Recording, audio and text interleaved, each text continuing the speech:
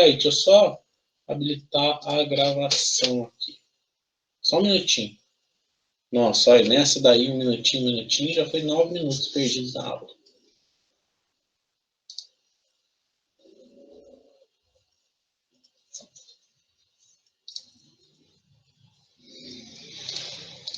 Beleza. Então, vamos lá. Bom, então a partir de agora a aula já está sendo gravada, tá, pessoal? Então, quem quiser consultar depois, quem quiser assistir depois a aula, fique à vontade. Bom, então essa é a nossa segunda aula, tá? Hoje nessa aula, então, bom, a aula introdutória foi só para falar sobre o que era física, o que vocês iam ver aqui, o que esperar, não, ou não, né? Essa segunda aula nós já vamos começar com conteúdo mesmo, certo? E o que nós vamos falar? Nós vamos falar de grandezas escalares e grandezas vetoriais, certo? Geralmente, pessoal, vocês costumam ver isso daqui no primeiro ano do ensino médio. Ô, Raul, faz um tempo do caramba que eu parei de estudar. Não lembro disso daí, não. Nós vamos ter que relembrar, né? Porque é bastante necessário aí para os nossos estudos essa parte de grandezas aí, tanto vetoriais quanto escalares, beleza? Dentro das grandezas escalares, nós vamos ver grandezas medidas, Sistema Internacional de Unidades, grandezas fundamentais e derivados, notação científica e ordem de grandeza, certo? Dentro de grandezas vetoriais, eu não coloquei aqui, mas nós vamos ver o que são os vetores, né? Operação com vetores, certo? E vou dar alguns exemplozinhos. Depois, pessoal, sobre vetores aqui e sobre ordem de grandeza e notação científica, eu vou deixar um videozinho para vocês como aula assíncrona, beleza? Então, além da nossa aula de hoje, nós vamos ter uma aula explicação lá no Moodle também, tá? Que depois eu vou gravar e postar para vocês, ok? Então, tá. Então, o que são grandezas, tá? Grandezas, pessoal, é tudo aquilo que pode ser medido, certo? E precisa de uma representação numérica e é claro, né, o seu devido nome lá e tudo mais, tá? Então, assim, ó, 1 metro é uma grandeza física? É uma grandeza física, a gente consegue medir 1 metro. A massa de um corpo é uma grandeza física? Sim, é uma grandeza física, a gente consegue medir a massa de um corpo. A temperatura é uma grandeza física? É uma grandeza, a gente consegue medir também. A coragem não é uma grandeza física, a gente não consegue medir o quão corajoso um cara é. A não ser o Serjão Berranteiro, que ele é um nível de coragem hard, né? Então o máximo é o Serjão Berranteiro. A amizade ou o amor, a gente consegue medir? Não, tá? Então as grandezas físicas são tudo aquilo que a gente consegue realmente medir, ok? Bom, então o que é o ato de medir? O que é medir? Medir, pessoal, é atribuir um valor numérico e uma unidade a um determinado objeto. Então você precisa de um número e de uma unidade, certo? Para definir aquela medida lá, ok? Não adianta você falar somente, essa medida aqui é 1. Mas 1 o quê? 1 quilo, 1 metro, 1 centímetro, sei lá. Você precisa ter você precisa ter, acompanhado do valor, você precisa ter uma grandeza, ok? Espera aí que alguém entrou aqui. A Thaís entrou. Beleza. Ok, pessoal? Berrante toca de fundo, é verdade, eu não minto. Ó.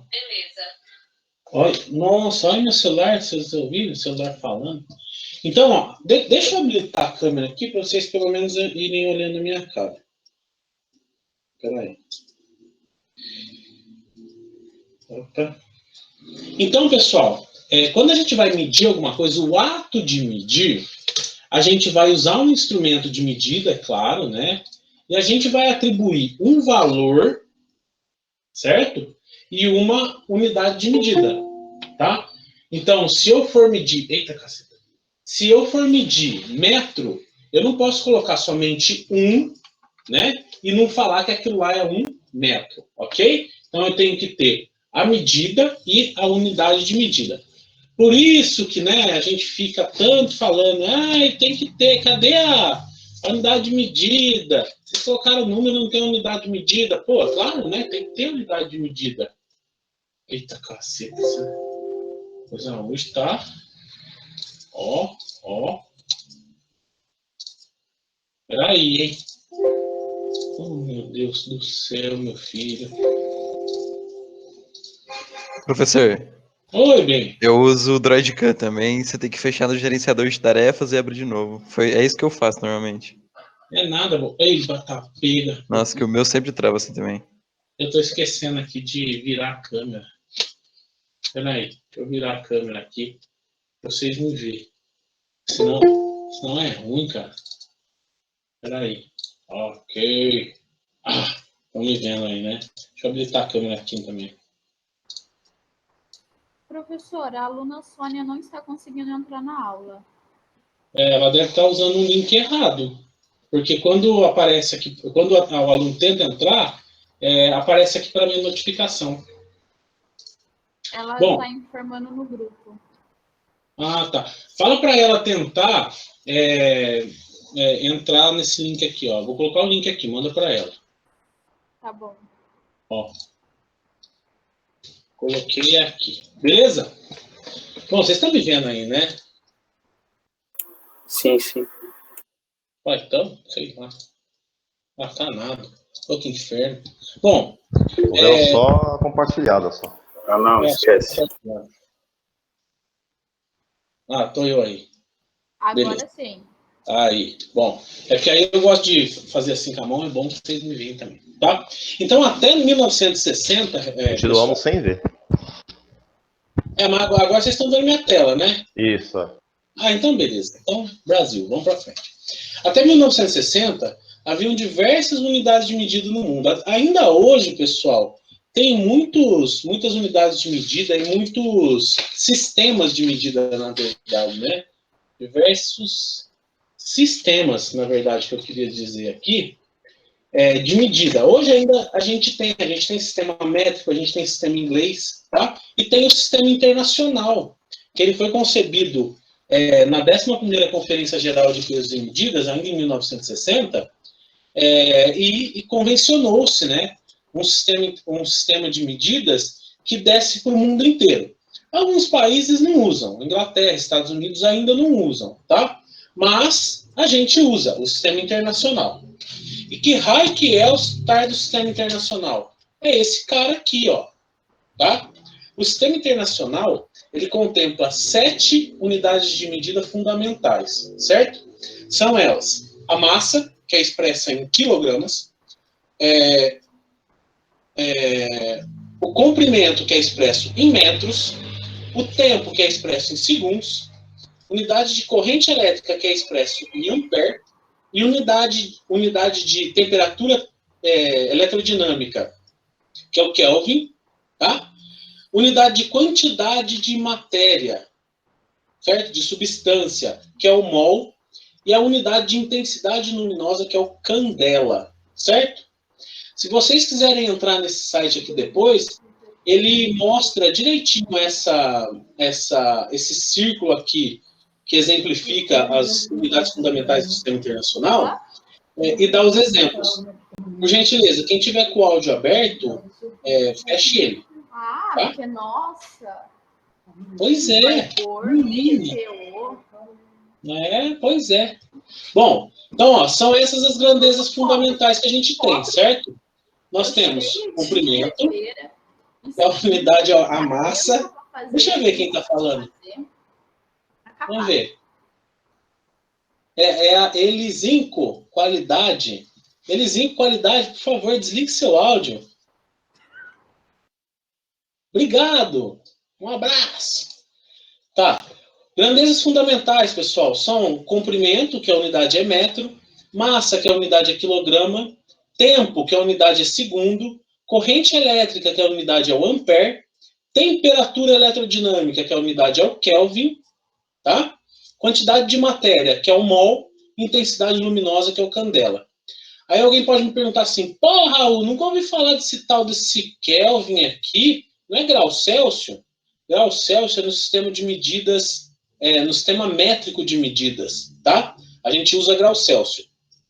E aí, aqui no Brasil e no mundo inteiro, né? Apesar que nos Estados Unidos eles usam Fahrenheit, mas convenientemente, né, em várias partes do mundo, a gente usa o grau Celsius, tá? Não é graus centígrados, mudou faz muito tempo, graus Celsius, tá? E aí, né, não usa o Kelvin, não é grau Kelvin, é Kelvin. Não usa o Kelvin porque ele é uma unidade de medida de temperatura, uma grandeza de temperatura, né, absoluta. Então, o 0 Kelvin é um estado de agitação nula das partículas dos elétrons nos átomos, tá bom? Então, se a gente fosse falar assim, tá 27 graus, ou se não, tá 27 graus Celsius, em Kelvin seria 300 Kelvin. Então, não é muito conveniente, tá 300 Kelvin hoje, nossa, 300, né? Apesar que, se tivesse acostumado, né, vai que vai. Beleza, pessoal? E aí, é claro, né, das grandezas fundamentais, a gente tem as grandezas derivadas, ok? O que são grandezas derivadas? Quando a gente vai fazer o cálculo de uma grandeza secundária, terciária, sei lá, a gente acaba fazendo análise dimensional dessas grandezas e conseguindo outras grandezas. Um exemplo é a área, certo? Que é metro quadrado. Quando a gente vai calcular a área, por exemplo, de um retângulo, não é base vezes altura? A gente não tem que pegar o comprimento da base vezes o comprimento da altura? Se a parte de baixo, né, que é a base, é comprimento em metros, e a parte do lado aqui também é comprimento em metros, metro vezes metro vai dar metro quadrado, ok? E isso já é uma grandeza derivada, tá? Uma grandeza secundária e tudo mais. E isso acontece para várias outras grandezas, tá, pessoal? Volume, densidade, velocidade, aceleração, força, pressão, muitas outras grandezas derivadas são frutos das equações, dos tratamentos matemáticos mesmo. Agora, tem umas grandezas derivadas que elas acabam recebendo uns nomes diferentes, tá? Por exemplo, a força, né? Força, se vocês lembrarem lá do ensino médio, força é massa vezes aceleração, ok? Massa é dada em quilograma e aceleração é metro por segundo ao quadrado, no sistema internacional, tá? Então, a grandeza força, ela é dada por quilograma vezes metro por segundo ao quadrado. Como ia ficar muito grande, e isso daí veio de um conceito proposto por Isaac Newton, eles deram um nome para a força, da unidade de medida força, como sendo Newton. Deram um nome específico. A mesma coisa aconteceu para o trabalho, para a potência, certo? Para a diferença de potencial, para a resistência elétrica, tá? Eles deram os nomes das unidades de medida com base nos cientistas que fizeram a descoberta, ok?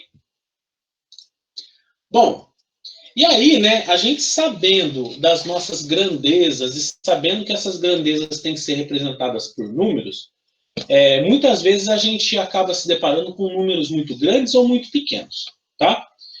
E aí a gente tem uma ferramenta na matemática que é um modo de representação por notação científica, ok? O que é essa tal dessa notação científica? Eu pego um número que tem uma representação muito extensa, muito grande, tá? E tento diminuir ele, tá? Por meio de uma representação diferente, certo? Um exemplo dessa diminuição eu vou dar dois aqui, ó. Um exemplo, a carga elementar de um elétron, vocês vão aprender isso daí um pouquinho mais para frente, mas a carga elementar de um elétron é esse número bem pequenininho aqui, ó. 0,00000, tem 18 zeros aqui, 16 no final, coulomb, que é a unidade de medida de carga, ok? Só que isso daqui, imagina pra gente fazer conta com isso. Um inferno, fazer uma multiplicação disso aqui, um inferno, tá?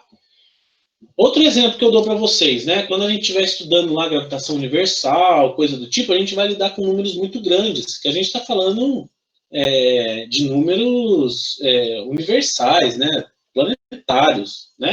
Então são números muito grandes. Um exemplo que eu dou, ó, é da estrela mais próxima da Terra, sem ser o Sol, claro, né? Que é a V645 Centauri, que está localizado no sistema Alpha Centauri, tá? Que está aproximadamente 4,2421 anos-luz da Terra, ok? Então, se a gente converter anos-luz para comprimento, quer dizer, né, cada ano-luz é a distância que a luz percorre dentro de um ano, certo? Então, vocês imaginam, a luz viajando a 300 mil quilômetros por segundo, por um ano, é a distância de um ano-luz. 4 anos-luz, 4,2421 anos-luz, dá esse número medonho aqui, ó. Aqui é milhão, bilhão, trilhão. 40 trilhões, 105 bilhões, 967 milhões, 450 mil quilômetros. Então tá bem longe, né? Se eu vou fazer uma conta com esse número aqui, pô, meu, né? Puta porcaria. Então, nossa, tá gravando e eu tô aqui falando palavrão. Então, para simplificar as coisas, a gente vai usar essa tal da notação científica. E como que ela é representada? Ela é representada, pessoal... Opa, entrou alguém aqui. Amanda. Ela é representada, pessoal, em uma forma de A vezes 10 elevado a N. Ok? O que é esse raio desse A vezes 10 elevado a N? O A é um número decimal que fica entre 1 e 10, não, né? 1 e 9,999999. Eu só posso ter uma casa antes da vírgula aqui, tá? Beleza? E não pode ser 0. Tem que começar em 1 para frente. Certo? Então, ela vai de 1 menor ou igual a menor que 10. Então, ele não chega a 10. É até 9,99999. Certo? Como a gente vai usar duas casas depois da vírgula, então 9,99. Ok? E o N é um número inteiro, certo? Positivo ou negativo. Vai depender de como que vai andar a minha vírgula aí no negócio. Ok?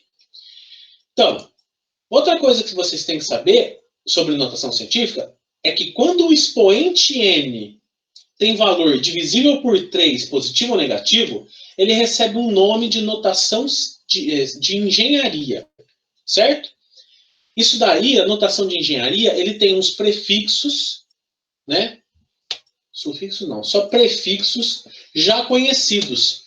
Então, ao invés da gente colocar um 10 elevado a, sei lá, 6, a gente vai substituir essa potência por uma letrinha, certo? Que é um prefixo.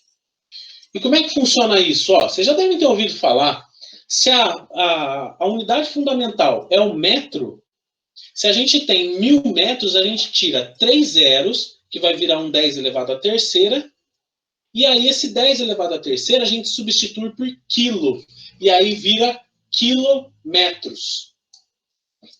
Ok? Se a gente tiver 1000 gramas, a gente tira esses 3 zeros, transforma em 10 elevado à terceira e substitui esse 10 à terceira por quilo, que é quilômetros. Ok? A mesma coisa vai acontecer, pessoal, por exemplo, se eu for para baixo. Vamos supor que eu tenho 0,001 metro. Certo? 0,001 metro. Se eu andar com a minha vírgula 3 casas, eu vou andando para a direita, né? Eu vou ter 10 elevado a menos 3. Eu vou explicar isso aqui mais direitinho para vocês entenderem, tá? Eu vou ter 10 elevado a menos 3. E ao invés de 1 vezes 10 a menos 3, né? E ao invés de colocar o 10 elevado a menos 3, eu troco esse 10 a menos 3 por um mzinho, que o prefixo é mili, e aí eu posso falar que 0,001 metros é igual a 1 milímetro. Já devem ter ouvido falar em milímetro, centímetro, micrômetro, nanômetro, né? Já devem ter ouvido falar. Megabyte, gigabyte, terabyte, hoje a gente já tem, né? Tem, terabyte. Petabyte a gente já tem. Certo? Já devem ter ouvido falar. Ok? E aí, como é que funciona esse negócio? Deixa eu ver se alguém perguntou alguma coisa aqui, se está tudo certo. Os Estados Unidos é tudo retardado com mídia.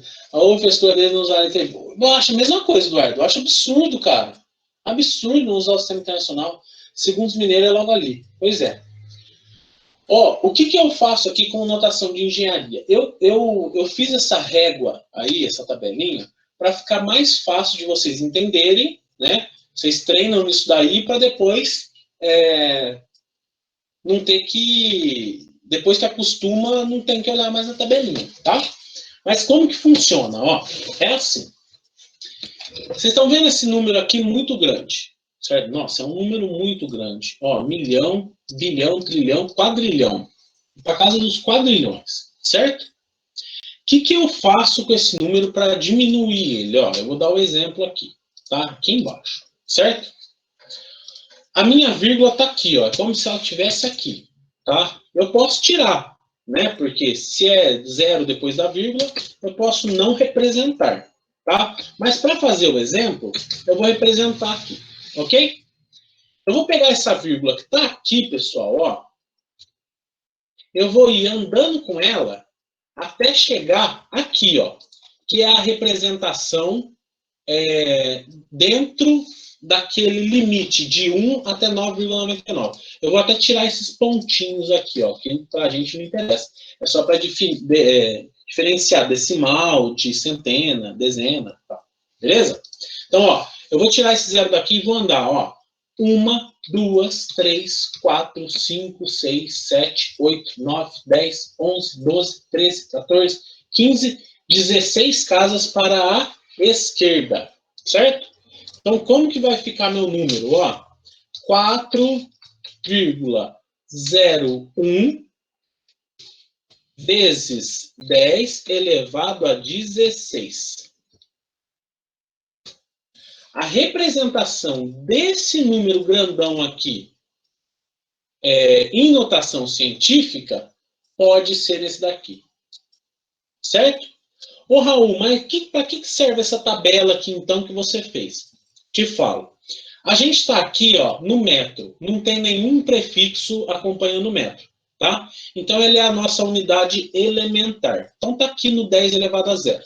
Ok? No centro.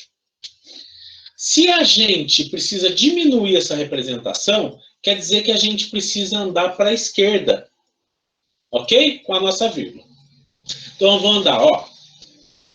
1, 2, 3, 16 casas para a esquerda. E vocês olhem aqui na tabela que se você andar para a esquerda, o n do a vezes 10 elevado a n vai somar, vai ir aumentando.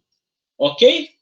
Se ele vai aumentando, aqui era 0. Eu andei 16 casas para a esquerda, então vai um elevado a 16 ali.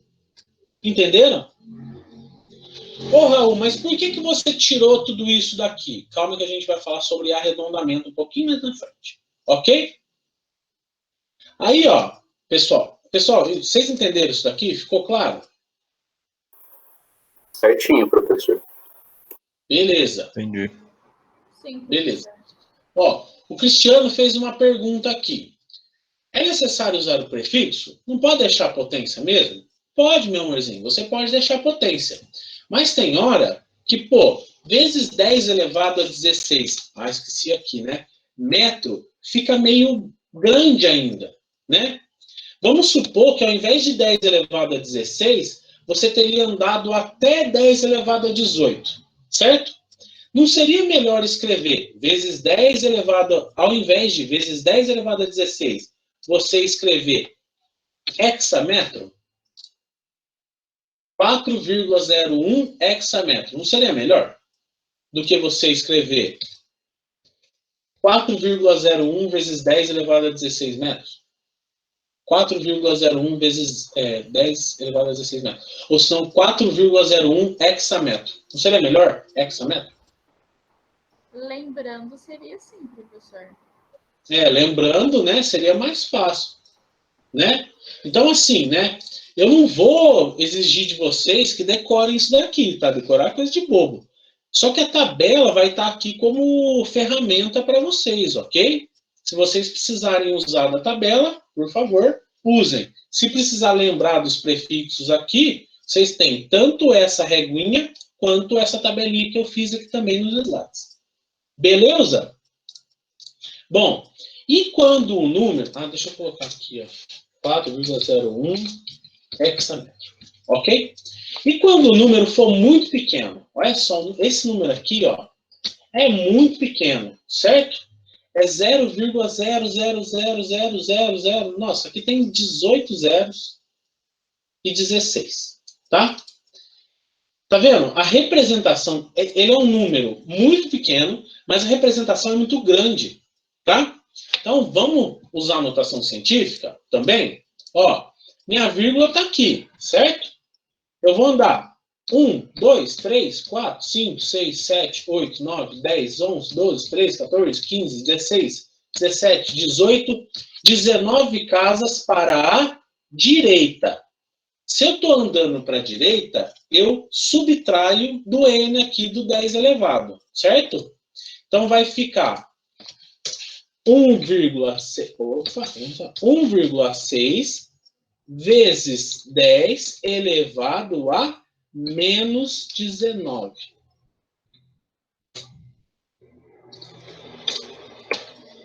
Opa, deu menos aqui. Menos 19, porque eu andei para a direita. Olha aqui, ó, andei 1, 2, 3, 4, 5, 6, 7, 8, 9, 10, 11, 12, 13, 14, 15, 16, 17, 18, 19.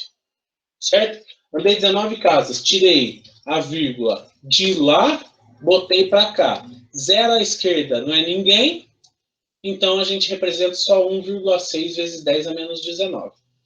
Ok? Ah, Raul, mas então, e se eu quisesse colocar isso daqui em notação científica, né? Mas só que, desculpa, notação de engenharia. Mas notação de engenharia não tem vezes 10 a menos 19, mas tem vezes 10 a menos 18, né? Certo? A gente está um passo à frente na direita aqui, certo? 19 está aqui, ó.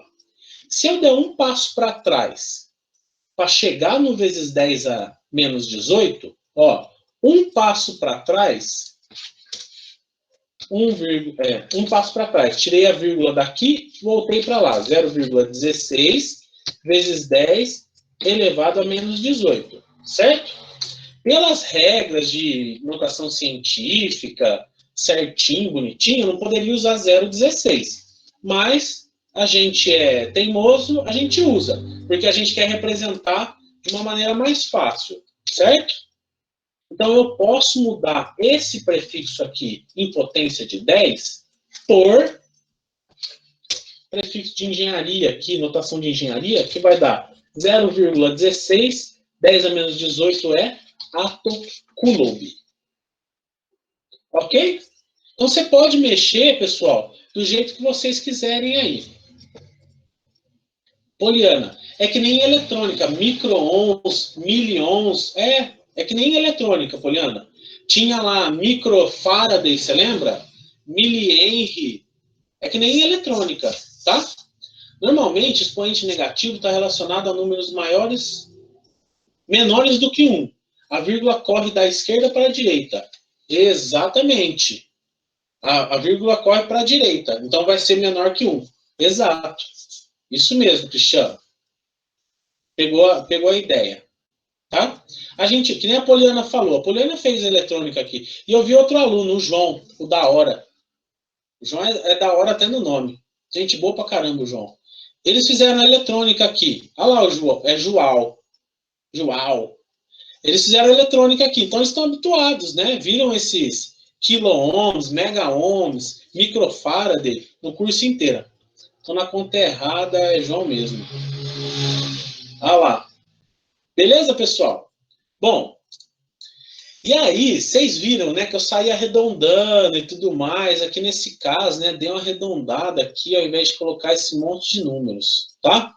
Bom, você não pode sair cortando a coisa, os números não, porque os números são importantes, mesmo na 10ª casa depois da vírgula, ok? E para cortar esses números, a gente usa de umas regras que chama algarismo significativo. São 2 regrinhas só, tá? Então, quando nós trabalhamos em situações reais de projeto, é normal a gente se deparar com números de diversas casas depois da vírgula. Por exemplo, você está medindo uma tensão elétrica, você olha no multímetro, um multímetro muito bom, você vai ter lá, sei lá, 6 casas depois da vírgula, tá? Se a tua aplicação não é lá para aquelas coisas, você pode usar só 2 casas. Mas, geralmente, se você está usando um multímetro de 6 casas, é porque você quer 6 casas. Ok? Então, ao a gente converter o número decimal normal para representação em notação científica, a gente percebe que ele pode ficar extenso como antes. Como nesse caso aqui, né? O certo era eu representar todos esses números aqui, ok? Só que aí ficaria grande do mesmo jeito, tá? Então a gente usa dessas regras para tentar reduzir um pouco. E como que é? O primeiro critério que eu tenho que utilizar é o critério do meu próprio instrumento de medição, tá? Eu falei ali atrás, né, agora há pouco, que se eu estiver medindo tensão elétrica com um multímetro que me dá 6 casas depois da vírgula, então eu tenho que usar 6 casas depois da vírgula. Se eu fizer qualquer conta que der 8 casas depois da vírgula, eu tenho que tirar 2 casas usando os critérios de iniciação de arredondamento, ok? No caso aqui dessa régua, então eu tenho uma arruela, eu quero medir o diâmetro externo dessa arruela aqui, tá? Eu vou até aproximar. Esse é o primeiro critério, quanto ao instrumento de medida. Ó, eu tenho essa régua aqui, estou medindo essa arruela, tá bom? Essa arruela aqui eu vi, ó, tá dando 1 centímetro, 1,4, só que não chega no 1,5, tá vendo? Ele ficou bem na metade do 1,4, entre 1,4 e 1,5. Então eu falo assim, pô, ficou 1,45, vai? 1,45 é o máximo que eu consigo ver. Se o rapaz chegar para mim e falar assim, não, isso daí é 1,4562. Ah, já vou falar que ele está mentindo. Ou é 1,44. Ah, é mentira, não dá para ver. 1,45 até deduzo. Mas 1,44, tá chutando feio. Tá? Então, o primeiro critério é quanto ao instrumento de medida. Se o instrumento de medida me permite ter 2 casas decimais depois da vírgula, pois então eu uso essas 2 casas decimais para depois da vírgula, ok? E uso esse critério ao longo de todos os meus cálculos ali. Beleza, pessoal? Esse primeiro critério ficou tranquilo para vocês? Tá certo? Beleza. Beleza. Então, ó, tem o segundo critério. O segundo critério qual que é, pessoal? O segundo critério, ele é assim, né? Vamos supor que eu tenho eu faço uma medida, né? Por exemplo, ó, eu peguei esse exemplo aqui da arruela, tá? Eu medi o diâmetro dessa arruela e deu 1,45 centímetros que eu falei para vocês. Na hora que eu calculo a área, a gente vai ver que vai dar um número bem maiorzão, tá vendo? Ó? Número grandão mesmo, certo? Só que percebam que não tem sentido eu representar esse tanto de número depois da vírgula se eu medir só 2 casas depois da vírgula. Então eu tenho que eliminar todo mundo aqui, ó, depois da vírgula, ok? Depois da vírgula não, né? Depois da segunda casa, certo? Então, como é que eu faço esse critério de mudança aqui, de eliminação desses números depois da vírgula? Se o primeiro número, depois dos algarismos que me interessam aqui, for igual ou maior que 5, eu incremento o anterior. Ok? Se o próximo número aqui, depois dos 2 significativos, for menor que 5, eu não incremento e tiro todo mundo aqui, ó, no podão. Ok? Então, ó, eu coloquei um exemplo aqui, ó. Vamos supor, nesse exemplo, ó, vamos supor que eu quero arredondar isso daqui, certo? O que vai me interessar são 2 casas depois da vírgula, então é 1,65. O próximo algarismo é 1. Ele é menor que 5.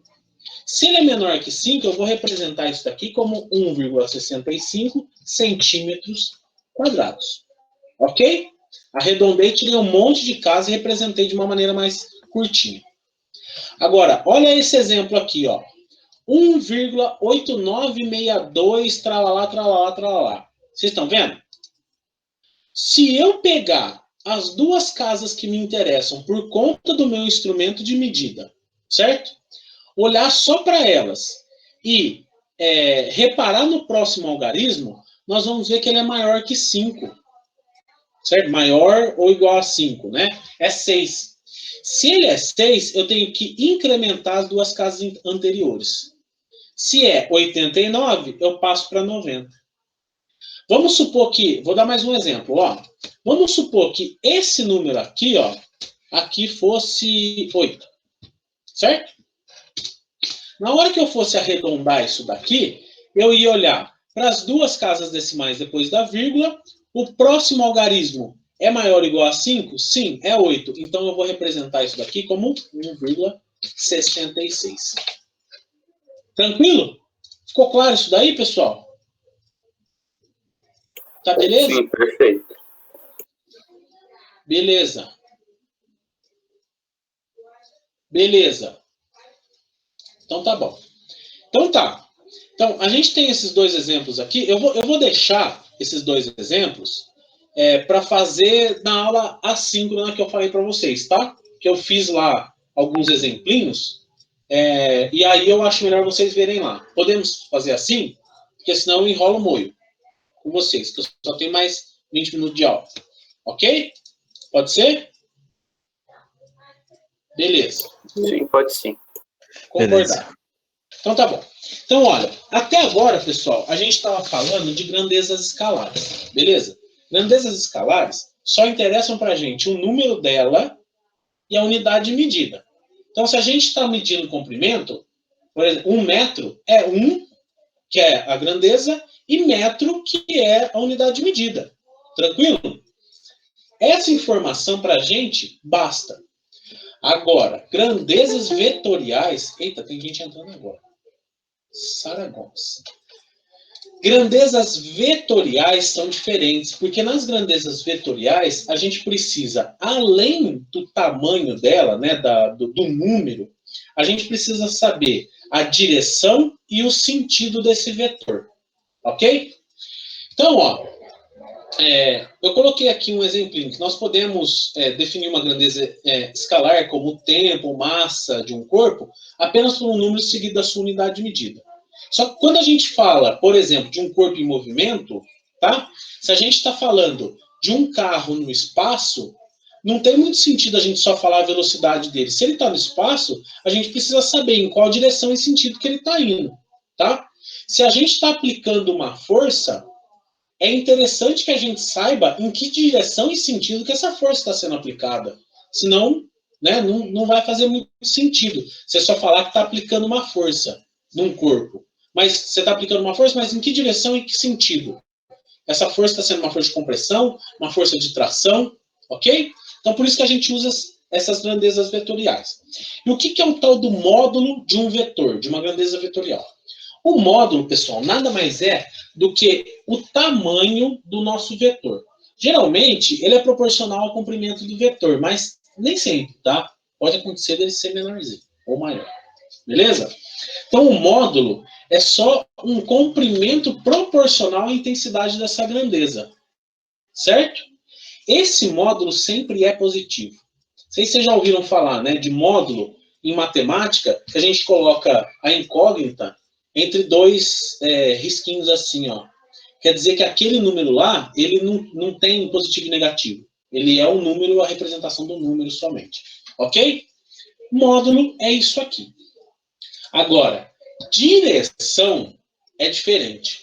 A direção, pessoal, ela está relacionada em como que esse vetor está no espaço. Se ele está na horizontal, se ele está na vertical, se ele está inclinado. A direção nada mais tem a ver do que com o posicionamento do vetor no espaço. Ok?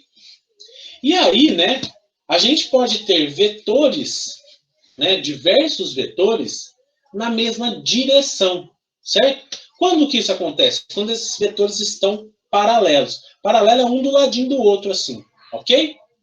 Então, olha, se eu tenho um vetor na horizontal e o outro também na horizontal, quer dizer que eles estão na mesma direção, ok?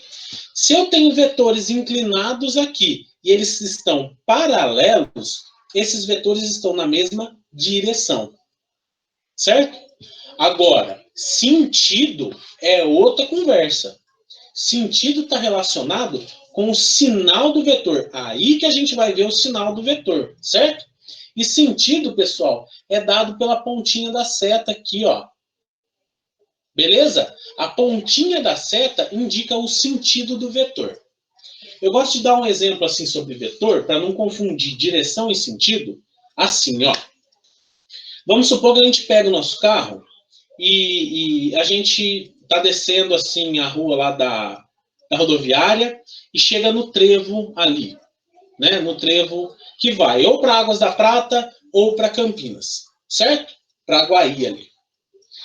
A direção está relacionada com a rodovia que a gente vai pegar, certo?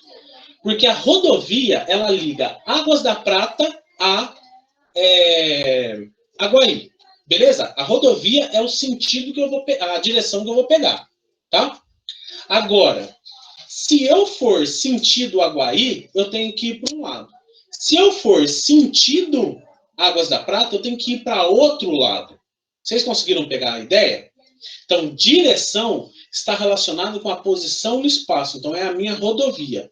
Sentido está relacionado para que lado que eu vou. Se eu vou para a direita ou se eu vou para a esquerda. Se eu for para a direita, eu vou para Aguaí. Se eu for para a esquerda, eu vou para Águas da Prata.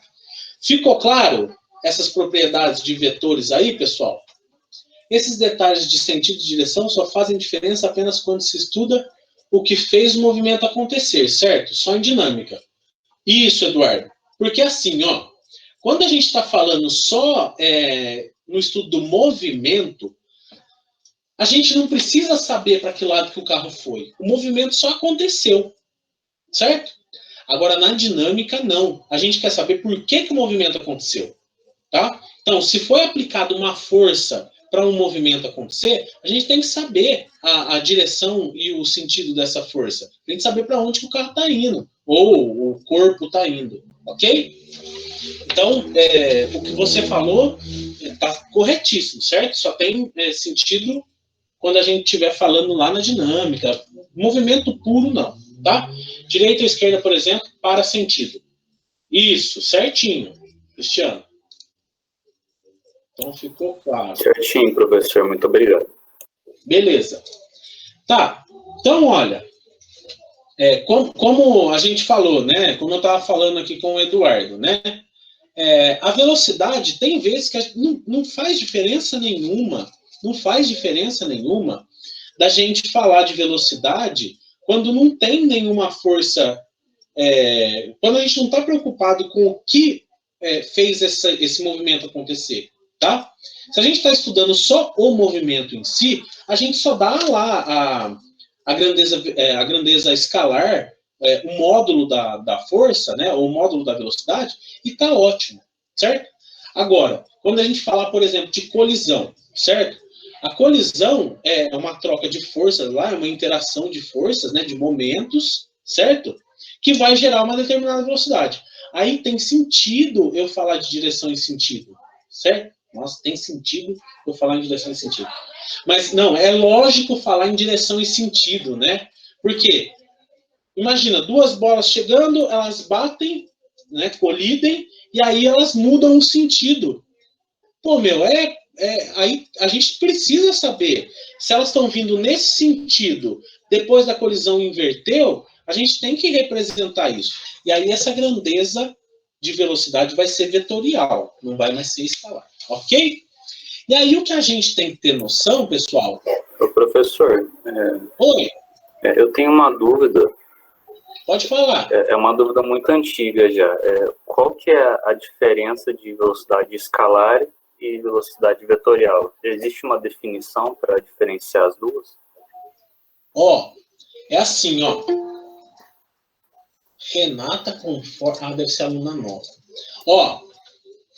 É assim, Eduardo. Velocidade escalar, a gente usa mais... Oi, Renata. Renata, já chegou até ligando a câmera. Ô, Eduardo, a velocidade escalar, a gente costuma usar ela quando a gente está estudando movimento, cara. Movimento puro. Porque não tem muito porquê a gente ficar dando direção e sentido para esse movimento, certo?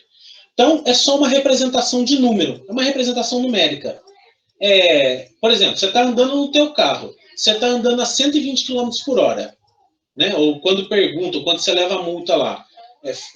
Tem por que ele falar a tua direção e sentido, falar de grandeza vetorial? Não tem. Você só quer saber o valor daquela grandeza. Acabou. Certo? Agora, no exemplo de uma colisão, né, de dois corpos, a gente está vindo... Você está vendo eu aí? Coloca eu aí. Eu vou colocar eu aqui. Ó. Aqui para vocês verem. Você tem duas bolas vindo nessa direção, na mesma direção com sentidos opostos. Elas vão lá e, pumba, colidem. Na hora que elas colidem, elas mudam o sentido. A direção é a mesma, elas estão na horizontal, ok? Mas elas mudam o sentido, tá? Então, não tem por que eu não falar, além da velocidade, que é o módulo da minha força vetorial, eu falar da direção e sentido. Porque eu preciso saber para onde que essa bola foi. Você entendeu? Eu preciso saber que teve mudança de sentido. Ficou claro? Sim, sim. É que mesmo com exercícios de cinemática, eu sempre pensava em velocidade como velocidade vetorial, entende? É que eu achava que tinha algum textinho que diferenciava as duas, uma explicação teórica. Então é só usual mesmo. É só usual. Na verdade, a gente está acostumado a ver velocidade como uma grandeza escalar, simples. Mas ela é vetorial, sempre é vetorial, certo? Só que tem vezes que não interessa a gente analisar vetorialmente. Tem outras vezes que interessa, né? Em colisão, por exemplo, vocês vão analisar a velocidade como uma grandeza vetorial. E a gente tem que pôr o símbolozinho em cima. Ok? Certinho, bom, muito obrigado. De nada, bem. Ó, e a gente tem, pessoal...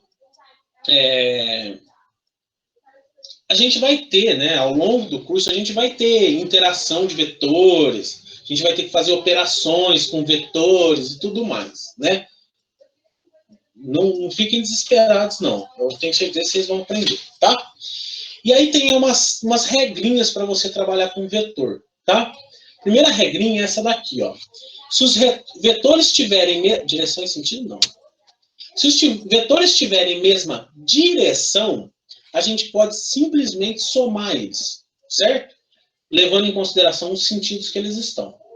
Vou dar esse exemplo aqui. Peraí, deixa eu só fazer um negócio aqui. Ligar um ar, porque tá brabo o negócio aqui. Ó, se os vetores estão na mesma direção, olha esse exemplo aqui, ó. Todos estão horizontais, ok? Se eles estão na mesma direção, eu posso analisar os sentidos deles e fazer uma somatória simples, ok? Então, olha, esse vetor aqui, com base num plano cartesiano, vocês lembram de plano cartesiano, que esse carinha aqui, ó, lembra? Alguém lembra de plano cartesiano? Para cima no eixo Y era positivo, para o lado direito no eixo X era positivo, do lado esquerdo era negativo, e para baixo do eixo Y era negativo. Lembra disso? Ó, nós vamos usar como convenção, tá? Quando o meu vetor estiver apontando para a direita, eu falo que ele é positivo. Então, o meu A aqui, ó, o meu vetor A, ele vai ser positivo. Ok? Eu não coloco o sinalzinho aqui, eu vou colocar para ficar mais claro. Certo? Vamos olhar para o nosso vetor B. Ele está na mesma direção e no mesmo sentido de A. Se está na mesma direção e mesmo sentido, eu vou colocar um sinalzinho positivo também. Ok? Se eu percebo... Oi? Uma dúvida só. É que você falou que é para adotar o plano cartesiano como uma referência, mas o cara, ele é somente como referência. Se eu quiser utilizar, por exemplo, os vetores que estão para esquerda e colocar eles negativos e o outro para a direita, eu posso, né? Que eu tentei me relacionar isso com o momento em engenharia, por exemplo, né? Que a gente adota isso. Pode, Cristiano. Bem observado. Você pode adotar, tá? Vai ser só uma questão de sinal, certo?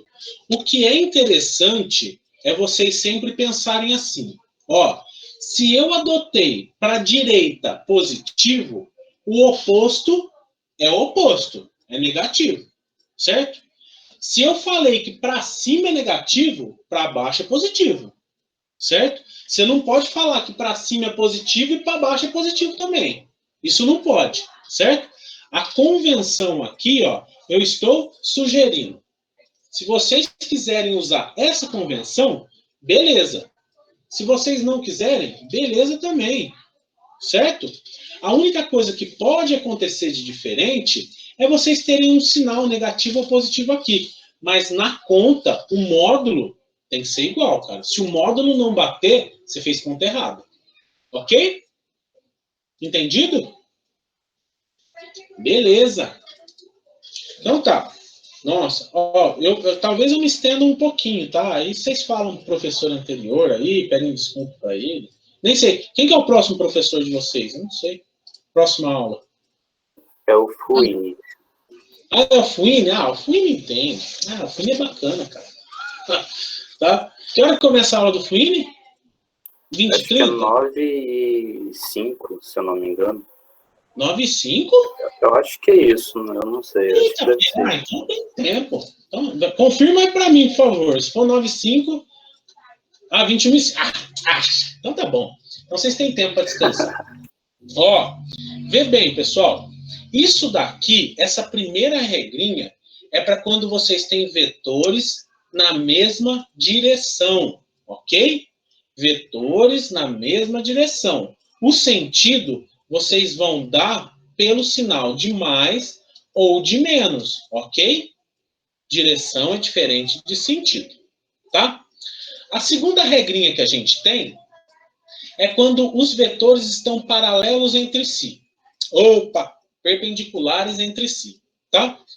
Ô, Raul, que raio que é perpendicular? Perpendicular é quando um vetor está em relação ao outro a 90 graus. Então, quando está perpendicular, aqui sempre tem que estar 90 graus. Ok? Se tiver 89, não está perpendicular. Ele tem um ângulo, né, entre eles. Ok? Nessa situação aqui, pessoal, vejam bem. Eu tenho um vetor aqui embaixo, certo? Na horizontal. E um vetor na vertical. Ok? As direções deles são opostas. Tá? As direções... Opostas não, né? Um está na horizontal, são diferentes. E outra está na vertical. Ok? Para eu fazer... Ou assim, para eu achar uma resultante desse vetor... Vocês percebem aqui, ó, que eu estou fazendo um vetor aqui que represente esses dois vetores, ok? Percebam que, quando eu coloquei esse vetor resultante aqui, formou um triângulo retângulo. Quem que lembra de teorema de Pitágoras aí para encontrar a hipotenusa aqui? Vocês lembram? Maravilhoso. Cateto ao quadrado mais cateto ao quadrado igual a hipotenusa ao quadrado. Arrasou, gata. É isso aí, mano. É isso aí. É isso aí. O que vocês vão ter que usar aqui, pessoal, nada mais é do que o teorema de Pitágoras para achar o tal da hipotenusa aqui. Só que aqui vai mudar de nome, né? A hipotenusa é a nossa resultante, porque nós estamos falando de vetor, ok? E tem uma outra situação que, cara, é a mesma coisa, só muda o lado, certo? Onde um vetor está aqui, o outro está aqui. Se a gente tem que respeitar os sentidos para o vetor resultante não sair num sentido e numa direção completamente errada, a gente olha aqui, ó. Se um está para cima e o outro está para lá, esse vetor resultante vai ter que ir para cima puxando para a direita, tá vendo? A gente tem que ficar aqui dentro dele. Esse daqui, ó, estava indo para a direita e para cima. Certo? Ok? Então, aqui, ó, nesse caso, o que eu fiz? Eu peguei esse vetor, projetei ele para o lado de cá, para saber até que altura que ia a minha resultante. E aí, pessoal, é só calcular do mesmo jeito. Pitágoras e pau na máquina. Eu dou uma explicada no vídeo que eu falei para vocês, tá? Sobre vetores na aula assíncrona. Por favor, depois vocês assistem, tá bom? Bom, e aí a terceira situação, e a mais chata, para acabar com essa conversa de vetor logo, é essa daqui, onde os dois vetores têm direções diferentes. E entre eles tem um ângulo, ok? Então, ó, percebam que esse vetor está na horizontal, então o ângulo dele é ângulo zero. Esse vetor aqui, ó, ele tem um ângulo que é diferente de 90 graus. Ele é menor que 90 graus, né? Porque 90 graus ele estaria aqui, ó, perpendicular, certo? Aqui ele está uns 60 graus, sei lá. Percebam, pessoal, que para eu achar uma resultante, eu vou precisar de usar de uma tal de uma lei do paralelogramo, regra do paralelogramo, tá? Como é que é esse raio? Opa, cadê minha equação? Ah, tá aqui. Como é que é esse raio dessa regra do paralelogramo? Te falo. Eu pego o vetor daqui, ó, da direita, ou da esquerda, qual tiver, eu pego ele e projeto para o lado de lá. Ok? Projetar, pessoal, é como se eu estivesse colocando uma luzinha aqui, ó, e vendo aonde que ele faz sombra, tá? Então, projeto ele para o lado de cá, projeto esse de baixo aqui para cima, vai formar uma figura geométrica que chama paralelogramo. Ok?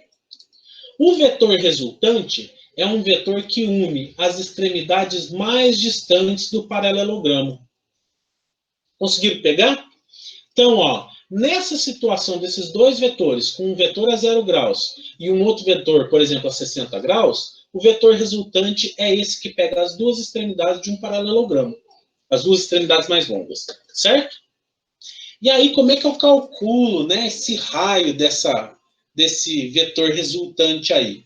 É fácil demais. Fácil demais. Olha aqui, ó. Eu vou ter,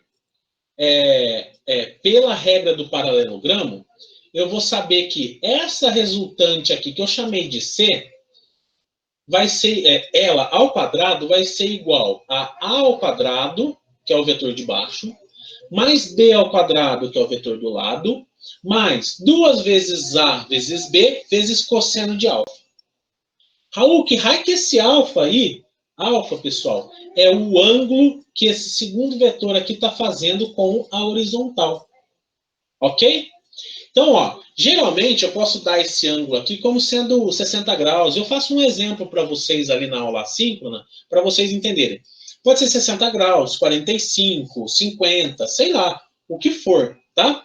A gente pega o valor do cosseno desse ângulo, multiplica com isso daqui, faz essa continha, né? E a gente tem o valor da resultante dessa combinação de vetores aqui. Ok? Ficou claro esse daqui, pessoal? Esse é o mais chato. Ai, vamos ver. Ai, meu Deus, Pitágoras é top, nós paramos aí.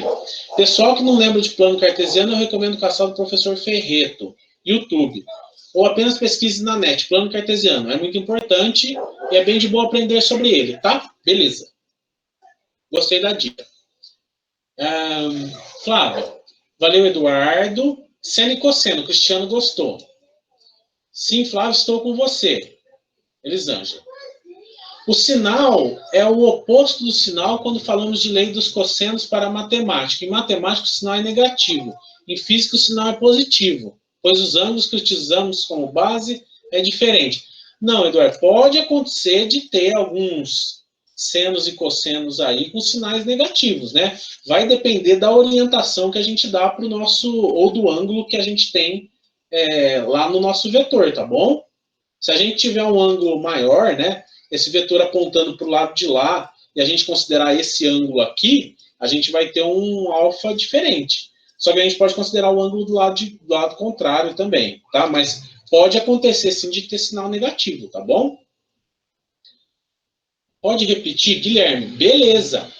Se for pensar em situações bonitinhas. A gente vai pensar aqui em situações bonitinhas, tá? Não quero desagradar vocês, não. Botar medo. Vamos lá, ó, o Guilherme não entendeu essa parte. Vamos lá, Guilherme, ó, vou explicar mais uma vez. Quando a gente tem dois vetores que eles não estão perpendiculares entre si e não estão na mesma direção, né? Então, quer dizer, um está na horizontal e outro está fazendo um ângulo em relação à horizontal, a gente tem que usar de uma ferramenta que chama regra do paralelogramo, para calcular a resultante desses vetores aqui, ok? Como é que é essa tal dessa regra do paralelogramo? Ó, a gente vai ter que formar, é como se a gente não tivesse isso daqui, ó. certo? É como se a gente só tivesse esses dois vetores, ok? O que eu faço? Primeira coisa, ó, eu projeto um vetor de um lado para o outro. Primeiro foi esse daqui, ok? Projeto outro vetor de um lado para o outro. Beleza? Essa ação que eu fiz aqui, ó, me gerou uma forma geométrica que é o tal do paralelogramo, ok? Para eu achar a resultante desses dois vetores, eu tenho que unir as duas extremidades mais distantes. Desse jeito aqui, certo? E, ô Raul, como é que eu faço para achar o raio do comprimento desse vetor aí? Com a regra do paralelogramo, tá? E a regra é dada por essa equaçãozinha linda aqui, tá? Onde a minha resultante ao quadrado é igual ao primeiro vetor ao quadrado, mais o segundo vetor ao quadrado, mais 2 vezes o primeiro vetor vezes o segundo vetor, vezes o cosseno do ângulo alfa. Quem que é o ângulo alfa? O ângulo que esse vetor aqui faz com a horizontal. Com o chão, com 0 graus. Ok? Conseguiu pegar a ideia aí, Guilherme?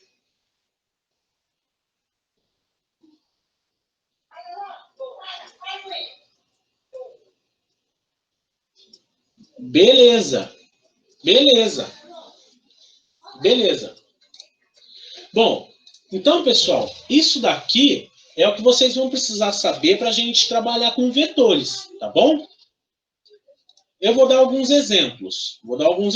Ó, quando a gente tem, por exemplo, uma caixinha que a gente está puxando essa caixinha com 2 forças, certo? Percebam que essas forças aqui, ó, elas têm a mesma direção, tá? Vou dar um exemplo para vocês. Ó, vamos supor que tá eu e... Vamos sortear alguém aqui, ó. O que mais falou hoje? O Eduardo. Oi, Nicole. Pode falar. Oi, professor. Eu ia te pedir um exemplo de uma conta disso que o senhor acabou de explicar, porque eu não entendi muito bem. Ah, tá. Ô, Nicole, eu posso colocar esse exemplo lá no Moodle como um videozinho para vocês verem depois? Para eu não me estender muito mais. Posso? Pode. Ou você quer que eu já faça uma conta agora? Dou um jeito aqui e faço uma conta agora, se você quiser. Pode pôr no Moodle mesmo, senão vai atrapalhar o horário. Senão eu tenho medo de, primeiro, né, diminuir o horário de descanso de vocês. Segundo, escorrer para a aula do segundo professor, tá? Então, por isso que às vezes eu faço videozinhos a mais. Então, ó, é assim, ó. É assim, ó. Vamos supor que estamos eu e o Eduardo tentando puxar essa caixa verde aqui, tá? Aplicando 2 forças diferentes, tá? O Eduardo aplicando uma força de 15 newtons, que ele é mais forte que eu, e eu aplicando uma força de 9 newtons, certo? Como nós estamos, os dois, na mesma direção e puxando a caixa no mesmo sentido, vocês percebam, pessoal, que se eu tenho vetores de mesma direção e mesmo sentido, eu posso simplesmente somar esses 2 vetores aqui. Então, a resultante dessa soma aí, ó, é 15 mais 9, 24 newtons. Pegaram a visão? Entenderam? Não vai poder... Pessoal, precisa lembrar de trigonometria, pelo menos dos ângulos notáveis. Não, eu vou dar sempre o valor do ângulo. Eu vou dar o valor. Como eu faço, gente? Esse é o segredo. Concordo. Amanda, você queria falar alguma coisa, bem? Eu ia perguntar se havia entendido, sim. O senhor está falando sobre as forças, né? Valores iguais, mesma direção, você soma. O valor seria dado em Newton. Isso. Então, na verdade, né, se eu tiver os vetores na mesma direção, eu já posso somar. Não precisa estar no mesmo sentido, não. Tá? Eu vou dar um exemplo aqui quando está no sentido diferente, beleza? Olha aqui, ó. Esse daqui a gente viu. 24 aqui tá beleza. Agora, olha esse cara aqui, velho. Tá eu e o Eduardo puxando essa caixa aqui, ó, nessa direção, tá? Com sentido positivo. Agora eu estou fazendo menos força, estou puxando com 9 newtons. O Eduardo já está puxando com 15 ainda. Ah, não, está igual, né? Eu estou puxando ainda com 9, o Eduardo está lá fazendo força com 15. E chegou. Quem chegou? Chegou a Flávia aqui e quis puxar essa caixa no sentido contrário, não querendo deixar a gente levar. Tá certo? E ela está puxando essa caixa com uma força de direção igual, mas sentido contrário. Tá certo? Então, como é que a gente tem que fazer a somatória dessas forças? Percebam que eu vou ter um vetor indo para a direita, mais um outro vetor indo para a direita. 15 mais 9, 24. Certo? Esse outro vetor está no sentido contrário. 24 menos 7 vai dar quanto? Que é a nossa força resultante. 17 newtons. Entenderam? Então eu somei o valor das duas forças e tirei daquela que estava indo na direção ao contrária e deu o valor em newton. Isso, no sentido contrário, Amanda, não confunda. Claro. Isso. Direção e sentido são duas coisas diferentes, tá? Seria como se fosse A, B e C. A mais B, o resultado de A e B eu tiro de C. Exatamente. Pegou a visão. É isso mesmo. Eduardo, A menos B menos subtração de vetores, dependendo do sentido da aceleração do sistema. Isso, exatamente. Tá? Mas nós não estamos falando em aceleração aqui. Nós estamos falando da força. Tá? Só da força mesmo, pura e simplesmente. Tem aceleração no meio, né? Mas só da força. Pode falar, Cristiano. No caso, assim, ó, só para eu relembrar, vamos supor que tenha você, que seja você ou o Eduardo puxando então no mesmo sentido. Então são duas forças. Aí, no caso, vem outra pessoa, ao invés dela puxar no sentido contrário, ela puxa na diagonal do sentido contrário. Então, vira mais ou menos que um triângulo. Aí eu teria que fazer a força resultante primeiro das que estão no mesmo sentido para depois fazer a hipotenusa? Sim. Vamos supor assim. O que você falou seria mais ou menos isso daqui, ó. Deixa eu ver se eu consigo. Colocar essa na diagonal. Deixa eu ver se eu consigo girar aqui. Ah, não. Mais opções de rotação. Abriu. Rotação aqui. Eu vou colocar 60 graus. Certo? E tem alguém puxando esse coisa aqui para cá. Beleza? Ó. Tá vendo? Tem isso daqui. Tem essa situação. Certo? O que eu vou ter que fazer com esse raio desse vetor aqui, ó? Eu vou ter que decompor ele em componente horizontal e componente vertical para conseguir tirar a resultante disso daqui. Porque eles não estão no mesmo sentido, eles estão em sentidos completamente diferentes, tá? Então eu tenho que achar as componentes vertical, componente horizontal desse vetor para fazer a somatória com esses. Entenderam? Conseguiram entender? Sim, entendi. Aí faz a decomposição, não sei, eu não lembro, eu acho que você tinha que espelhar para cima, uma parte para cima, uma parte para baixo, no caso na horizontal, na vertical, tira seno, tira cosseno, eu não lembro muito bem. Isso. Então, Cristiano, essa parte eu vou dar na próxima aula, tá? Porque se eu fosse dar tudo na mesma aula, ia ficar pesado, tá? Ia ficar bastante pesado. Então, eu deixo isso daí, decomposição de vetor, eu deixo para uma outra aula, ou senão eu deixo para uma aula assíncrona também. Pode ser, tá? Então, pode ficar desse jeito? Pode ser? Beleza. Já dei um exemplo aqui, só para dar uma dor de cabeça a mais aqui. Professor, e qual seria o significado da palavra vetor? Nossa, quem fez essa pergunta? Eu, Amanda. Nossa, Amanda, o significado da palavra vetor. É, porque você está falando sobre vetor, sobre espelhar, eu sei que é como se fosse um vidro, que seria os valores dos dois lados. Certo. Mas e no caso que seria um vetor?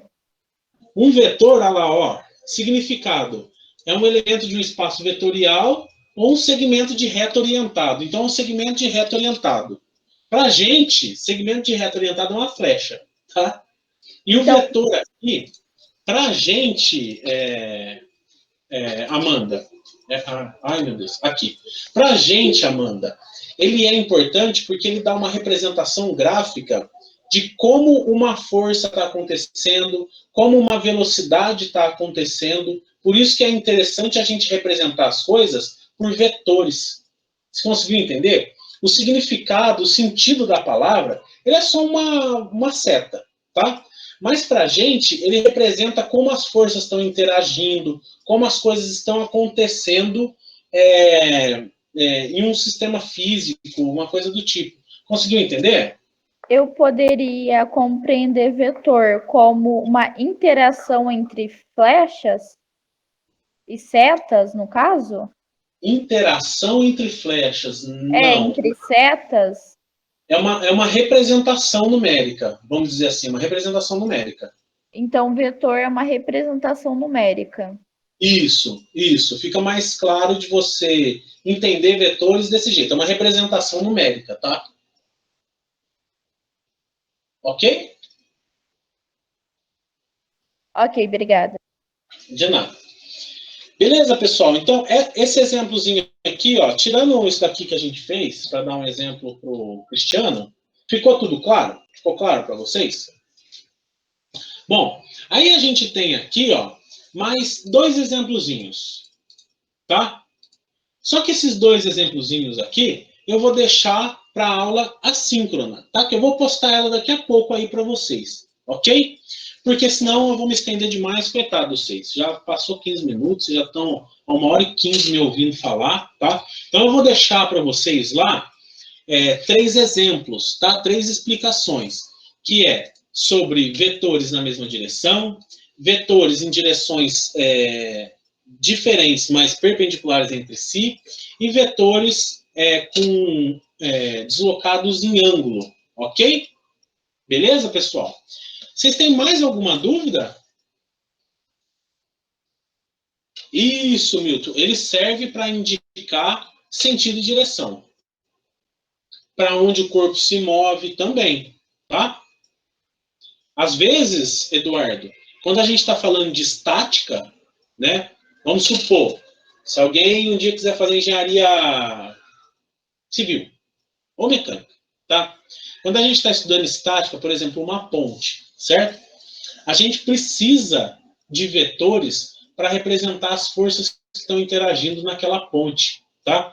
Mesmo que ela esteja estática, a gente tem que entender o que está acontecendo ali para ela continuar estática. Se ela não continuar estática, ela vai quebrar, entendeu?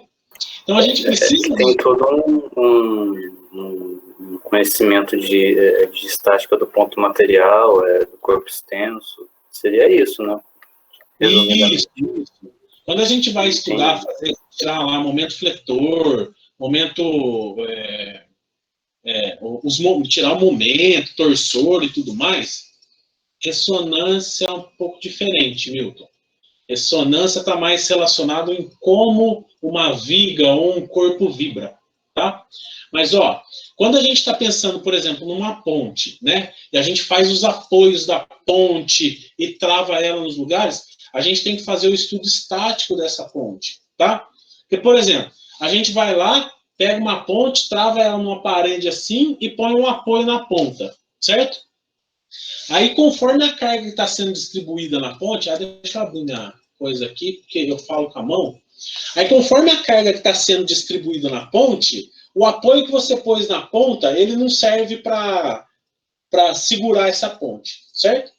E aí, na hora que a gente vai fazer essa conta, a gente tem que fazer o desenho da ponte, dos apoios e tudo mais, e substituir esses apoios, essas forças que estão sendo aplicadas por vetores, tá certo?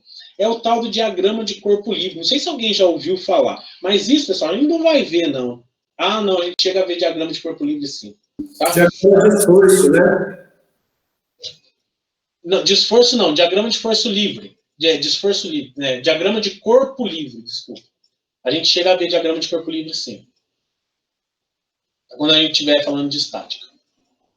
Tipo amarração da estrutura, mais ou menos isso, Milton. Mais ou menos. A gente não vai falar disso porque é da área lá da engenharia civil, mas as bases a gente vai dar, tá?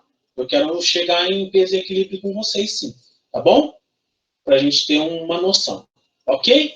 Então, para isso que é importante o vetor, pessoal. Para a gente entender como que as forças estão interagindo. Tá? Como que uma força está agindo em um determinado corpo e uma outra força vindo, como é que vai ser? A gente tem que saber como é que essas forças estão interagindo, de que lado que elas estão vindo. Se a gente não souber, como é que a gente vai fazer conta? Como é que a gente vai... Não dá, não tem como. Tá certo? Fica até difícil, não sei nem como falar. Como é que vocês vão fazer? Se alguém conseguir me falar como que faz sem vetor, sem... Não, um pensamento sobre vetores, nossa, seria uma diferença grande aí, um avanço, tá? Beleza, pessoal? Então é para isso que a gente estuda. Então, ó, como combinado, eu vou deixar a gravação dessa aula lá para vocês. Eu vou deixar 3 outros videozinhos assíncronos para vocês verem exemplos, ok? E o slide dessa aula, certo? Para vocês estarem lá. E peço que vocês estudem, olhem os outros vídeos também, tá? Para não ficar nenhuma dúvida. Diagrama de esforço cortante, momento fletor, trabalha no comportamento de vigas. Exatamente, Cristiano. Trabalha lá no comportamento de vigas. Pode ser viga, barra, qualquer coisa, tanto faz. Beleza? Então, pessoal, o que eu tinha para falar por hoje era isso, tá bom? Boa noite. Desculpa ter me alongado aí 20 minutos, tá? Desculpa, mas não teve jeito. Beleza? Oi? Quem fala? Boa noite. Boa noite.